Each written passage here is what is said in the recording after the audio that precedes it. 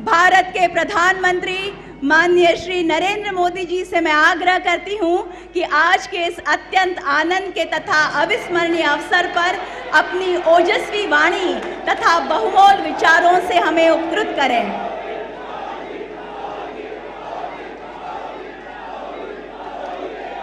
भारत माता की, भारत माता की, भारत माता की। रेल्वेच्या क्षेत्रात मोठी क्रांती होते। देशाला आज 9वी आणि 10वी वंदे भारत ट्रेन समर्पित करताना मला अत्यंत आनंद होतो आहे। महाराष्ट्र के मुख्यमंत्री श्रीमान एकनाथ जी, उप मुख्यमंत्री देवेंद्र जी, मंत्रिमंडल के मेरे साथीगण, महाराष्ट्र के मंत्रीगण, सभी सांसदगण, विधायकगण, अन्य सभी महानुभाव, भाइयों और बहनों, आज का दिन भारतीय रेल के लिए, विशेष रूप से मुंबई और महाराष्ट्र की आधुनिक कनेक्टिविटी के लिए बहुत बड़ा है। आज पहली बार एक साथ 2 वंदे भारत ट्रेनें शुरू हुई है। ये वंदे भारत ट्रेनें मुंबई और पुणे जैसे देश के आर्थिक सेंटर्स को हमारे आस्था के बड़े केंद्रों से जोड़ेंगी। इससे कॉलेज आने जाने वाले, ऑफिस और बिजनेस के लिए आने जाने वाले, किसानों और श्रद्धालुओं सभी को सुविधा होगी।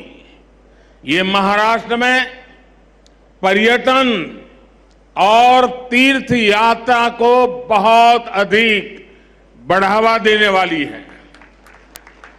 शिरडी में साईं बाबा का दर्शन करना हो, नासिक स्थित रामकुंड जाना हो, त्र्यंबकेश्वर और पंचवटी क्षेत्र का दर्शन करना हो, नई वंदे भारत ट्रेन, ये सब बहुत आसान होने वाला है।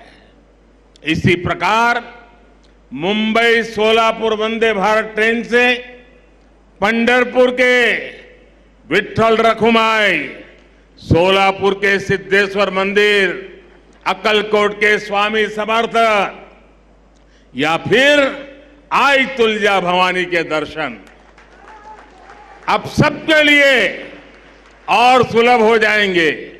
और मुझे पता है कि जब वंदे भारत ट्रेन सह्याद्री घाट से गुजरे थी तो लोगों को प्राकृतिक सुंदरता का कितना दिव्य अनुभव होने वाला है। मैं मुंबई और महाराष्ट्र के लोगों को इन नई वंदे भारत ट्रेनों के लिए बहुत बहुत बधाई देता हूं।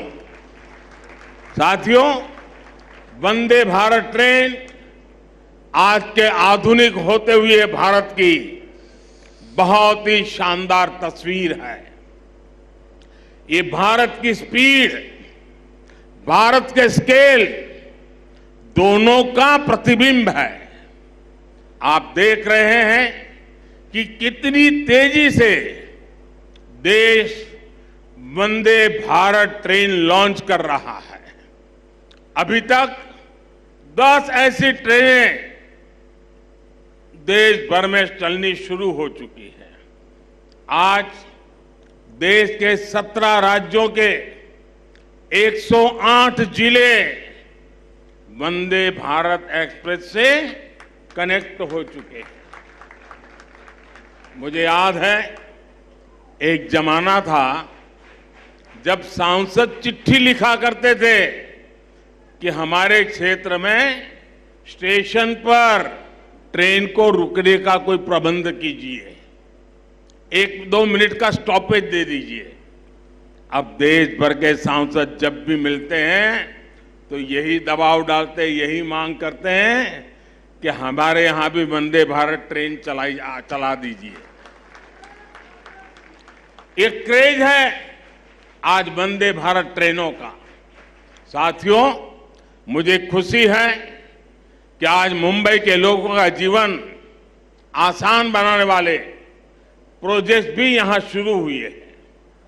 आज जिस एलिवेटेड कॉरिडोर का लोकार्पण हुआ है वो मुंबई में ईस्ट वेस्ट कनेक्टिविटी की जरूरत को पूरा करेगा। मुंबई के लोगों को बहुत दिन से इसका इंतजार था। इस कॉरिडोर से हर रोज 2 लाख से ज्यादा गाड़ियां गुजर पाएगी और लोगों का समय भी बचेगा। अब ईस्टर्न और वेस्टर्न सबर्बन इलाकों की कनेक्टिविटी इसके कारण बेहतर हो गई है। कुरार अंडरपास भी अपने आप में बहुत अहम है। मैं मुंबईकरों को इन परियोजनाओं के पूरा होने पर विशेष बधाई दूंगा। साथियों, 21वीं सदी के भारत को बहुत तेजी से अपने पब्लिक ट्रांसपोर्ट सिस्टम को सुधारना ही होगा।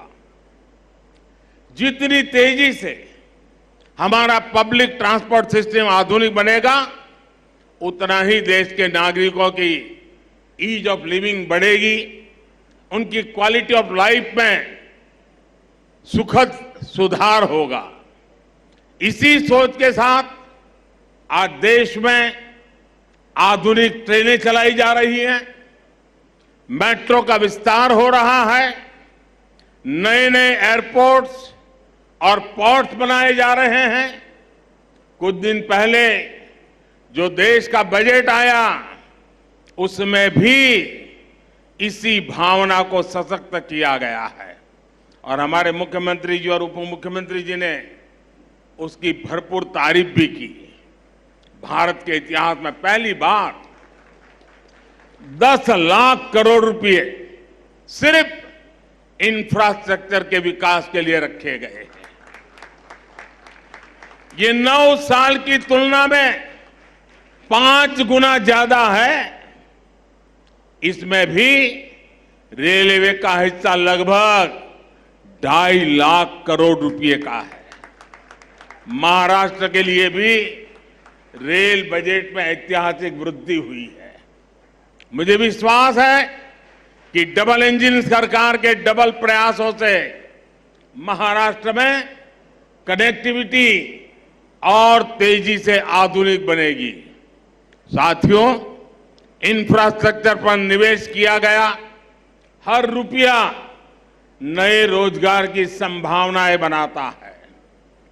इसमें जो सीमेंट लगता है, बालू लगता है, लोहा लगता है, निर्माण में मशीनें लगती हैं, इनसे जुड़ी हर इंडस्ट्री को बल मिलता है।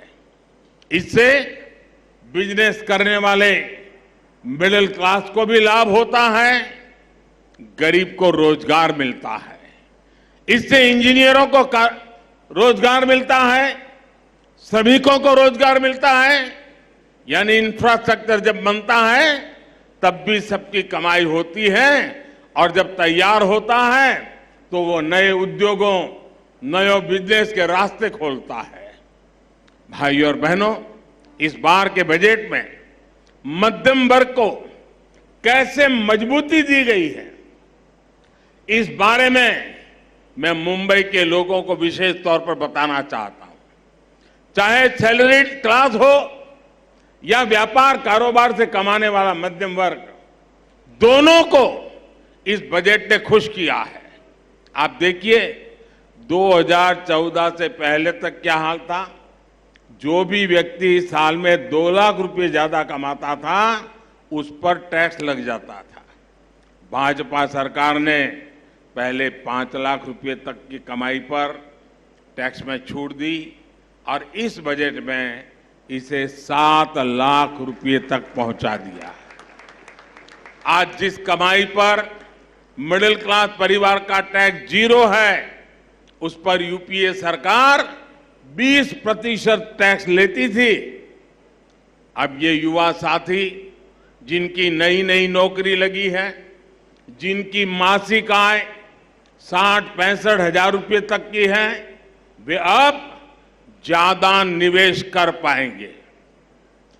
गरीब और मध्यम वर्ग के हित में काम करने वाली सरकार ऐसे ही निर्णय लेती है। साथियों, मुझे पूरा विश्वास है कि सबका विकास से सबका प्रयास की भावना को सशक्त करने वाला ये बजट हर परिवार को ताकत देगा, हम सभी को विकसित भारत के निर्माण के लिए अधिक प्रोत्साहित करेगा। फिर एक बार मुंबई सहित पूरे महाराष्ट्र को बजट और नई ट्रेनों के लिए बहुत बहुत बधाई देता हूं, बहुत बहुत शुभकामनाएं देता हूं। आप सबका धन्यवाद।